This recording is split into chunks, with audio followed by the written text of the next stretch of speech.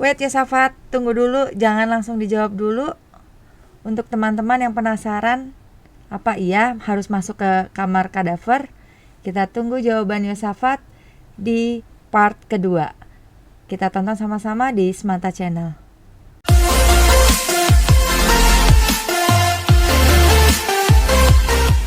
Mungkin utamanya lebih ke belajar anatomi ya, Mem. Karena Belajar kan anatomi. ya anatomi gimana pun badan ini harus dilihat yang aslinya. Kalau digambar juga kayaknya masih lebih baik kita ngeliat yang diciptakan Tuhan gitu. Kalau kita gambar kan ngelihat buku kayaknya kurang menggambarkan manusia seutuhnya. Jadi untuk belajar anatomi memang kita perlu ngelihat kadaver. Tapi memang asli, memang melihat. Memang asli, memang megang. Kebetulan waktu S1 saya asisten anatomi juga. Oh gitu. Jadi memang kerjaannya ya mempelajari kadaver itu. Oh gitu. Ada nggak perasaan mana gitu atau teman-teman yang mungkin yang cewek-cewek takut gitu? Mungkin udah menjadi suatu konsekuensi ya, Mem. Maksudnya kita lebih nggak mikirin takut atau serem, tapi lebih mikirin materinya. Mikirin Materinya ini kok gimana masih saya banyak. bisa Gimana mengingat menguasainya iya, itu ya. mengingat badan tuh orang manusia. Nah, gitu. Oke. Terus kalau ya Safat sendiri nih, kan ini kan lagi klinik ya, lagi Iya. klinik. Setelah itu nanti kamu kan berarti kan lulus nih, lulus dari yang klinik ini. Itu ada fase tadi yang kamu bilang internship gitu. Itu ya Safat yang tentuin sendiri atau memang udah dipilihin dari kampus atau bagaimana? Untuk sistem dari magang sendiri, setahu saya itu kita milih lewat online ya, sekarang lewat online. Antara kita pilihannya kalau nggak salah 3, ada yang di asal, lokal, sama di luar wilayah. Kalau asal itu berarti asal saya orang aslinya Pekanbaru, berarti ya Pekanbaru sekitarnya. Kalau lokal itu ikut universitasnya, berarti UGM, berarti Jogja gitu. Kemudian di luar wilayah, nah itu kita yang pilih, nanti sesuai slotnya ke bagian yang di mana gitu. Oh, jadi berarti kamu nanti akan pilih balik ke sini gitu ya? Bisa pilih Bisa. kalau mau balik ke sini. 1 tahun itu ya? 1 tahun kurang lebih. Oh, berarti kalau lagi koas ini itu juga setiap hari atau bagaimana nih? Ini berarti Yosafat kalau lagi di Pekanbaru nih, berarti itu hitungannya cuti? Memang kemarin baru selesai stase bedah. Heeh. Minggu depan itu stase radiologi. Jadi minggu ini memang kosong. Oh, minggu ini memang Bukan kosong. hitungannya cuti, memang dijarakin kosong gitu. Oh gitu. Iya. Ya kan sibuk ya kalau kan di Rumah Sakit Sarjito ya kan sibuk juga gitu. Masih bisa nggak tuh mikirin hobinya apa Yosafat? Sejak SMA memang, mungkin sejak SMP ya. Hobinya basket, Main salah basket satunya ya. main Ya, makanya basket. kamu tinggi banget kan. Iya, Masih jadi bisa nggak kamu ngatur waktu antara hobi kamu dengan kehidupan perkuliahan kamu? bisa, mungkin nggak seleluasa dulu ya, Mem. Kita kan tetap menentukan prioritas. Dan ya kalau sebisanya memang harus ditunda dulu main basketnya, ya kita harus tunda. Cuman secara umum sih masih bisa sih saya atur untuk tetap main basket. Tapi kamu ikut klub gitu juga di sana? Mungkin jatuhnya main di fakultas ya, Main di sama fakultas. senior juga mungkin. Oh gitu. Tapi ikut bertanding juga nggak untuk jadi representatif dari fakultas kedokteran gitu? Oh ya, masih ikut sih, Mem. Kebetulan ada beberapa ajang kompetisi antar fakultas kesehatan yang mungkin diadain ONS atau fakultas farmasi UGM, itu kita masih ikut waktu kuliah S1 ya. Ada sempat menang juga atau gimana? Ya 2 kali juara 2. Wih, mantap. masih bisa lah berkompetisi sedikit. Masih bisa ya. Iya. Oke. Nah, sekarang nih Yosafat nih. Kan kamu nih kan dari Pekanbaru ya. Terus kamu kuliahnya kan di Jogja nih. Itu bagaimana kamu living skill kamu ketika kamu hidup kuliah yang jauh dari orang tua, kamu merantau gitu.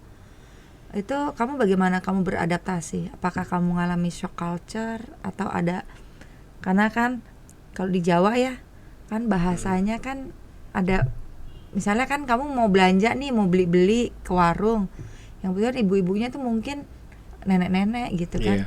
Terus yang nggak bisa bahasa Indonesia, itu kan ada language barrier itu kan. Nah itu kamu bagaimana itu? Segala macam yang kamu alami deh, untuk kamu bisa bagi sama adik-adik kelasmu untuk bekal mereka, untuk living skill kamu itu bagaimana? Mungkin kurang lebih jatuhnya sama kayak yang diajarkan orang tua sih, maksudnya ketika kita bertamu ke rumah orang, ya kita ikut aturan rumah tersebut gitu. Kalau praktis kayak tadi, contohnya kita belanja ke orang yang kita nggak ngerti bahasanya, ya saya jatuhnya ya saya minta maaf, saya bilang aja saya nggak ngerti, gitu. Dan mungkin ada warga sekitar yang lebih bisa membantu. Kebetulan memang Jogja terkenal ramah ya, ya terkenal ramah, sehingga untuk membantu tuh mereka tidak sungkan. Jadi kita gampang dibantu ya. Iya. Kita nggak kesulitan sih sebenarnya. Pernah kamu mengalami kayak gitu? Pernah. Ya lumayan sering sih, apalagi ketika ketemu pasien ya. Ketemu pasien. Ya, ketemu pasien, keluarganya misalnya yang sakit itu ibunya, tapi yang ngobrol sama kita anaknya gitu. Karena nggak bisa bahasa Indonesia. Gitu. Jadi dia yang menjelaskan apa yang dia rasakan itu anaknya. Iya, kayak translator ya mungkin. Translator, iya betul gitu. Nah, kan kamu, tapi untuk hidup di Jogja sendiri kamu enjoy nggak? Enjoy ya. Iya. Tenang, kerasan lah ya. Kerasan. Udah tahu nih arti kata kerasan. Kerasan itu betah artinya gitu. Jadi Yosafat, kalau nanti nih udah lulus kan jadi dokter gitu. Kan sekarang masih dokter muda nih. Iya. Apa cita-cita Yosafat nanti? Kalau boleh bercita-cita sih pengennya sekolah lagi ya, untuk ya mungkin mengambil pendidikan spesialis mungkin di kedepannya, tapi tetap orientasinya tuh menjadi dokter yang praktek, karena kan ada dokter yang nggak praktek juga, gitu. Iya, ada mungkin jadi dosen atau jadi peneliti. Tapi saya tetap kayaknya orientasinya ke praktek klinisi. Kita nyebutnya klinisi. Nyebutnya klinisi. Jadi kalau untuk dokter yang praktek itu klinisi gitu. Dan itu kamu harus sekolah spesialis lagi ya? Sebenarnya dokter umum bisa, tapi ya ada keinginan untuk sekolah lagi lah, untuk belajar lagi. Jadi kalau kamu pun nggak lanjut menjadi spesialis, tetap kamu jadi dokter umum aja, itu kamu sudah bisa buka praktek ya? Sudah bisa, prakteknya praktek dokter umum. Praktek dokter umum. Baru nanti nextnya kamu pengen jadi spesialis. Spesialis apa kira-kira yang kamu mau ambil? Mungkin sejauh ini arahnya ke bedah ya, bedah ya? Iya. Jadi memang suka itu. Kenapa? Mungkin ada. Bukannya itu rumit ya? Ya mungkin karena suka anatomi juga ya, sama nggak bosan mungkin ya. Ini menurut saya saya nggak bosan. Kalau yang lain mungkin nggak ada tindakan di poli dari pagi sampai sore, mungkin saya jenuh mungkin gitu. Ya. Kalau bedah kan bisa masuk kamar operasi, bisa ada variasi ya dari sana. Nggak, maksudnya gini, apa karena terinspirasi oleh seseorang atau public figure gitu kan nonton Hospital Playlist juga nih kan, ada Song Hwa yang cantik itu kan, dia spesialis bedah gitu. Suka nonton nggak Hospital Playlist? Iya, nonton suka ya. Hospital Playlist ya. Mungkin mendorong ke arah sana, tapi memang dari sejak sebelum Hospital Playlist ada itu kamu udah suka ya? Sudah lumayan tertarik dengan bedah. Ya kalau nonton dari Song Hwa itu kan dia kayaknya belajar terus gitu, harus baca. Terus dia juga banyak nguji koas-koasnya gitu kan. Dan dia tahu detail gitu. Itu kan belajar terus tuh. Kamu nggak bosan atau gimana?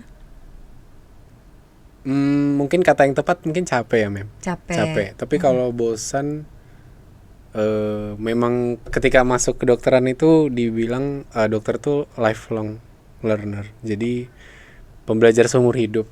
Karena ilmu selalu ada yang baru, dan ya tidak menjadi dokter bedah pun akan seperti itu. Jadi lebih baik saya mempelajari yang saya tertarik. Iya, dulu waktu SMA pun kan kamu juga semuanya kamu seriusin gitu ya kan. Dulu memang waktu dari SMA udah suka pelajaran yang berbau-bau kedokteran gitu, klinis gitu. Sebenarnya justru enggak ya, Mem. Justru enggak, justru enggak ya, biasa aja ya. Biologi kayaknya enggak terlalu kuat. Terkuat. Biasa aja. Lebih sukanya yang hitungan ya kayaknya. Lebih suka matematika malah lebih nyambung kayaknya. Matematika. Tapi itu kan kalau di kedokteran matematika juga memang penting ya. Penting banget. Iya, dulu ada bercandaan orang kedokteran Mem. Katanya kalau masuk kedokteran nggak akan ketemu matematika. Ternyata ya ketemu juga. Ketemu juga. Masih perlu ketemu juga. Iya kan, soalnya kan analoginya kan semua kan dari apa, iya, logikanya itu kan logikanya itu kan dari matematika ya. Iya. Terutama ya ada fisika kimianya juga sih. Fisika kimia ya. Jadi bukan hanya melulu soal biologi aja ya. Iya. Tapi sebenarnya bekal atau dasar yang kamu dapat sewaktu SMA itu menurut kamu apakah sudah cukup kuat nggak jadi bekal kamu ketika kamu kuliah? Jadi waktu kamu masih sekolah di SMA Santa Maria nih, menurut kamu gimana? Apakah itu memang betul-betul berguna atau bermanfaat? Pasti berguna ya Mem. Maksudnya ada mungkin lebih jalurnya itu logika berpikir ya. Logika berpikir yang ditempa itu jadi modal buat kuliah di kedokteran. Karena sering banget dosen itu menjelaskan sangat cepat, tapi sebenarnya halnya rumit, tapi dokternya menjelaskannya sangat cepat. Jadi kalau misalnya logika berpikir kita nggak jalan, ya sulit ya Mem untuk menerima materi gitu. Jadi ya saya punya modal yang mungkin dibilang cukup ya untuk kuliah di kedokteran. Sebelumnya sudah ditempa dulu di SMA gitu. Iya, sudah diajak lah berpikir untuk seperti itu. Oke. Nah ini Yosafat, kan kalau kamu mau melanjutkan lagi jadi spesialis gitu ya, itu kan perlu biaya yang relatif agak lumayan mahal ya gitu kan. Nah itu Yosafat sendiri sekarang ini ada dapat beasiswa atau memang biaya sendiri atau bagaimana? Untuk S1 dan dokter umum ya Mem. Memang sampai sekarang saya nggak terima beasiswa. Ya. Jadi kamu nggak apply beasiswa manapun? Memang enggak. Dan ya sejauh ini sih masih bayar sendiri. Masih bayar sendiri. Tapi sebenarnya kan ada yang ada. Dari fakultas kedokteran pun ada yang bisa pakai ada jalur beasiswa gitu ya. Ada teman Yosafat seperti itu. Mungkin jatuhnya beasiswa bidik misi seperti itu ya. Oh gitu. Masih ya, atau ada kalau dari khusus kedokteran tuh kayaknya agak jarang ya Mem. Jarang. Biasanya dia buka untuk umum kayak beasiswa bidik misi. Jadi kan paling nggak kan ada program beasiswa yang bisa membantu memang anak-anak yang berpotensi gitu kan. Iya ada. Beasiswa bidik misi kalau nggak salah saya emang nggak bayar. Memang nggak bayar dan sama sekali dikasih ya? uang saku ya kalau sama pemerintah gitu. Bidik misi. Cuman S dan K-nya itu yang harus dipenuhi ya. Mungkin karena kalau Yosafat kan istilahnya orang tuanya masih mampu membiayai, mungkin belum lolos kualifikasi ya. Ya puji Tuhan mungkin masih bisa gitu. Dan kebetulan saya memang nggak mendaftar sih Mem. Kayak gitu. Terus Yosafat, kalau saya Mem Christian sering lihat ada anak-anak koas gitu ya yang pakai baju-baju dokter itu kok sering bergerombol gitu loh kemana-mana, misalnya bahkan ke toilet pun mungkin bareng-bareng, ke kantin tempat makan sama-sama. Itu kenapa itu? Mungkin karena kita sistem belajarnya berkelompok ya Mem. Jadi dan kita tuh mungkin kalau bergerombol ngikutin dokternya mungkin atau ngikutin senior gitu ya. Kita kan belajar dari yang sudah lebih dulu Mem. Sehingga ya sepertinya bergerombol tuh susah untuk dihilangkan ya. Oh gitu, memang Ya, karena karena kalian memang sama-sama terus gitu ya. memang berkelompok. Itu memang kelompoknya itu sudah ditentukan dari kampus atau memang kalian cari sendiri nih, karena saya akrab sama itu, saya sama itu aja deh gitu. Kelompoknya udah ditentukan sih Mem, dari fakultas ketika mau masuk ke pendidikan klinik. Jadi itu selama 1 tahun kamu sama satu kelompok itu terus atau bahkan 2 tahun? Selama Koas. pendidikan klinik, ya. Sama pendidikan klinik. 2 tahun lah ya, kurang lebih. Berapa orang itu satu kelompok tuh? Kalau kelompok saya itu 12 orang. 12 orang. 12 orang. Tapi kan dengan 12 orang itu kan pasti ada dinamikanya ya. Iya. Istilah apalagi dengan karakter yang pasti. berbeda-beda gitu. Pasti. Itu gimana kamu menyikapinya tuh? Sebenarnya lebih ibaratnya kayak try out kehidupan nyata ya Mem. Gimana? Ya pasti orang ada pendapatnya masing-masing, ada style komunikasinya masing-masing. Jadi ya kita coba adaptasi dengan tiap orang Mem. Ya berusaha mencapai goals tadi ya, kita mencapai tujuan pembelajaran aja. Oh gitu. Jadi kalian tetap pegang prinsip masing-masing juga. Iya. Tapi tetap kalian gimana caranya supaya bisa ngeblend satu sama lain gitu ya. Iya, karena gimana pun kan kita belajarnya kelompok ya Mem. Jadi kalau misalnya yang satu bermasalah mungkin nanti kita juga kena.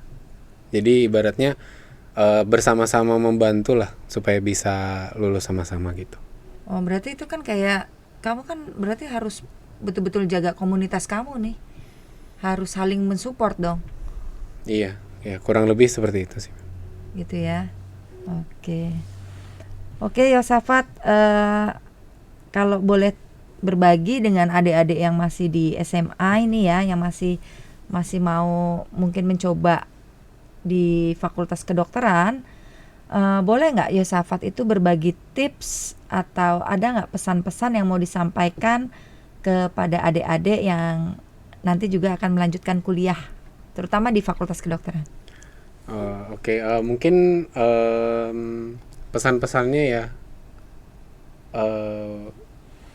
lebih ke ada quotes ya, dia bilang work hard play hard gitu.